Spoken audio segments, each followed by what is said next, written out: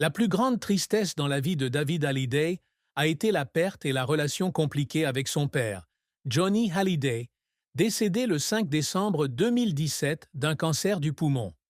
Johnny, surnommé le Elvis Presley français, n'était pas seulement une icône musicale, mais aussi une figure qui a eu une profonde influence sur la vie de David. Cependant, la relation entre père et fils fut souvent interrompue par des différences de style de vie, de carrière et surtout le divorce de Johnny et Sylvie Vartan en 1980, alors que David n'avait que 14 ans. Cette séparation a laissé David, qui a déménagé à Los Angeles avec sa mère, se sentir abandonné et déconnecté de son père. Cette tristesse s'est accentuée après la mort de Johnny, lorsque David et sa sœur Laura Smith ont découvert qu'ils étaient exclus du testament de leur père. Johnny a laissé l'intégralité de sa succession, estimée entre 28 et 34 millions d'euros, à sa défunte épouse, Laetitia Hallyday, et à ses deux filles adoptives, Jade et Joy. David, qui avait collaboré avec son père sur l'album Song pour Cent, 1999, s'est senti profondément trahi et blessé. J'étais triste parce que mon père ne nous a rien laissé. Pas seulement la richesse, mais aussi la reconnaissance, a-t-il confié dans une interview accordée à RTL en 2020. Je voulais juste qu'il soit fier de moi. Une bataille juridique de 2 ans avec Laetitia au sujet de l'héritage a aggravé la douleur, alors que David et Laura ont dû faire face aux critiques du public et des médias. Cette tristesse vient de ses premières années, lorsque David a grandi dans une famille divisée par la célébrité de ses parents et les pressions professionnelles. Johnny, avec son emploi du temps chargé en tournée, était rarement présent aux événements marquants de David, des anniversaires aux premières représentations. Dans son autobiographie Meilleur album, 2023, David raconte avoir joué de la batterie pour son père au pavillon de Paris en 1979, espérant gagner les éloges de son père, mais n'avoir reçu qu'un hochement de tête froid. J'ai pleuré dans le vestiaire, non pas parce que j'étais fatigué, mais parce que j'avais l'impression que mon père ne me voyait pas vraiment, a-t-il écrit. Ce manque de connexion a fait que David a toujours soif de reconnaissance de la part de Johnny, même s'il a connu le succès avec des tubes comme « Tu ne m'as pas laissé le temps ». Après la mort de Johnny, David a donné un concert commémoratif à la salle Pleyel, à Paris, avec sa mère, Sylvie Vartan, en 2018, où il a chanté « 100%, avec des larmes coulant sur son visage. Il ressentait de la tristesse non seulement à cause de la perte de son père, mais aussi à cause des mots non dits et des malentendus qui ne pouvaient être résolus. Bien que le conflit d'héritage ait pris fin en 2020 avec un règlement confidentiel dans lequel David a reçu les droits moraux sur l'album 100%, la douleur de l'absence de son père reste une cicatrice profonde, le poussant à plusieurs reprises à sombrer dans de profondes pensées lors de moments privés dans sa maison de Lisbonne. La carrière de David Hallyday s'étend sur plus de 4 décennies, d'un jeune artiste en herbe aux États-Unis à un chanteur, auteur-compositeur et producteur respecté en France. Avec plus de 10 albums, de nombreux rôles au cinéma et des courses amateurs, il a connu un succès considérable, mais a également dû faire face à des échecs et à des luttes larmoyantes. David a commencé sa carrière musicale dans les années 1980 lorsqu'il a formé le groupe The Weekenders à Los Angeles. Ayant grandi dans un milieu artistique, avec son père Johnny Hallyday et sa mère Sylvie Vartan, David maîtrise très tôt de nombreux instruments de musique, de la batterie à la guitare et au piano, en grande partie en autodidacte et sous les conseils de son oncle, le musicien Eddie Vartan. En 1985, il sort son premier single, Tonight You're Mine, au Japon, ouvrant la voie à une carrière internationale. Son premier album, True Cool, 1988, contenant le single High, a atteint la 79e place du Billboard Hot 100 et est devenu disque d'or en France, marquant un tournant dans sa carrière. En 1990, l'album Rock and Heart continue son succès avec la chanson Ooh La La, atteignant la 51e place du Billboard Hot 100, consolidant la position de David dans le genre pop-rock. Il s'est également fait connaître grâce à son rôle dans la comédie pour adolescents He's My Girl, 1987, et a écrit la chanson Thème, qui a atteint la 79e place du Billboard Hot 100.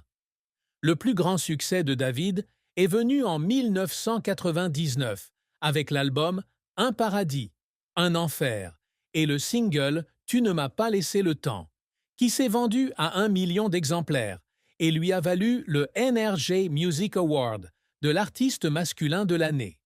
La chanson, hommage à son grand-père, a touché le cœur de millions de Français. David est également connu comme musicien, composant pour de nombreux artistes, dont son père, Johnny Hallyday, sa mère, Sylvie Vartan, et des noms tels que Florent Pagny et Grand Corps Malade. L'album 100%, 1999, qu'il a composé pour Johnny, s'est vendu à plus de 2 millions d'exemplaires, devenant l'un des albums les plus réussis de son père. Il a également collaboré avec sa sœur Laura Smet sur la chanson On se fait peur, 2010, certifié disque d'or. D'autres albums, comme Révélation, 2002, Satellite, 2004, et Le temps d'une vie, 2016, montrent une diversité de styles, du pop-rock au rock pur. En dehors de la musique, David est passionné de courses automobiles et a participé à des événements tels que les 24 heures du Mans, dans les années 1990. Il est également apparu en tant que juge dans l'émission Rising Star, 2014, sur M6, affirmant son influence dans l'industrie du divertissement. Sa carrière témoigne de sa capacité à surmonter l'ombre de ses parents pour se faire un nom, avec des millions d'albums vendus et une reconnaissance du public et des experts. Cependant, la carrière de David n'a pas été sans revers. L'un de ses plus grands échecs a eu lieu lorsqu'il a tenté de s'établir sur le marché américain dans les années 90. Bien que True Cool ait connu un certain succès, les albums suivants tels que Your Power of Love, 1989, n'ont pas réussi à avoir un impact aux États-Unis, forçant David à se concentrer sur la France. Il confiait dans une interview accordée aux Parisiens en 2004 qu'il se sentait rejeté par le public américain, ce qui le faisait douter de son talent. Un autre échec fut le mauvais accueil réservé à l'album Novaken, 1997, réalisé avec le groupe du même nom.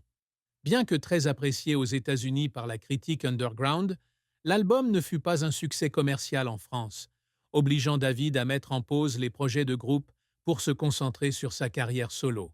Il a également dû faire face à des comparaisons constantes avec son père, Johnny Hallyday. De nombreux critiques ont déclaré que le style pop-rock de David manquait de l'explosivité de Johnny, ce qui lui a mis une grande pression pour faire ses preuves. David a également connu des revers dans le domaine des courses. Malgré sa passion pour la vitesse, il n'a pas réussi à obtenir de résultats significatifs lors d'événements majeurs comme les 24 heures du Mans, et un accident mineur lors d'une course en 1998 l'a mis en pause. J'étais triste de ne pas pouvoir aller plus loin dans la course, mais j'ai réalisé que la musique était ma place, a-t-il déclaré dans une interview en 2015. Les efforts de David s'accompagnent souvent de moments émotionnels. L'une des fois qu'il a fait pleurer, c'est lorsqu'il a composé l'album 100% pour son père. Au début, David a refusé le projet par peur d'être éclipsé par Johnny, mais il a fini par passer des mois dans le studio de Los Angeles, travaillant avec son père pour créer des chansons émotionnelles. Une nuit de 1998, lorsqu'il entend Johnny chanter « Tu ne m'as pas laissé le temps », David pleure car il sent que la chanson n'est pas seulement un produit musical, mais un moyen pour lui de se connecter avec son père. Lorsque l'album est devenu un phénomène, il a eu le sentiment d'avoir surmonté un grand défi, tant sur le plan mental que professionnel. Un autre moment a eu lieu lorsqu'il préparait une prestation à la salle Playel en 2015 avec le groupe Mission Control. Après des années consacrées à l'écriture de chansons, David voulait prouver qu'il était toujours un excellent interprète. Cependant, la pression de l'organisation du concert et la peur de ne pas être à la hauteur des attentes l'ont épuisé. Lors d'une séance d'entraînement, alors qu'il jouait Midnight Sun, il a fondu en larmes parce qu'il avait l'impression de lutter pour garder sa passion. La représentation finale a été un énorme succès, mais le processus de préparation a été un voyage plein de larmes. David a également versé des larmes face à la pression de sa vie personnelle. En tant que père de 3 enfants, il doit souvent concilier carrière et famille. Un jour, alors qu'il devait annuler un voyage avec Ilona et Emma pour terminer un album, il a pleuré en studio, se sentant coupable de ne pas passer assez de temps avec ses enfants. Ces moments montrent un David sensible, toujours dévoué à son travail et luttant pour être un bon père. Une fin triste dans la vie de David Hallyday fut la mort de son grand-père maternel, Georges Vartan, en 1998, qu'il respectait beaucoup et considérait comme un second père. Georges, un immigrant originaire de Bulgarie, a été une grande inspiration pour David, non seulement par son amour, mais aussi par ses histoires de persévérance et de gentillesse. David a écrit « Tu ne m'as pas laissé le temps » en hommage à lui, et la chanson est devenue l'un de ses plus grands succès. Lorsque Georges meurt d'une maladie cardiaque dans un hôpital parisien, David est à Los Angeles en train de préparer un projet musical. Il n'est pas revenu à temps pour dire « venu à temps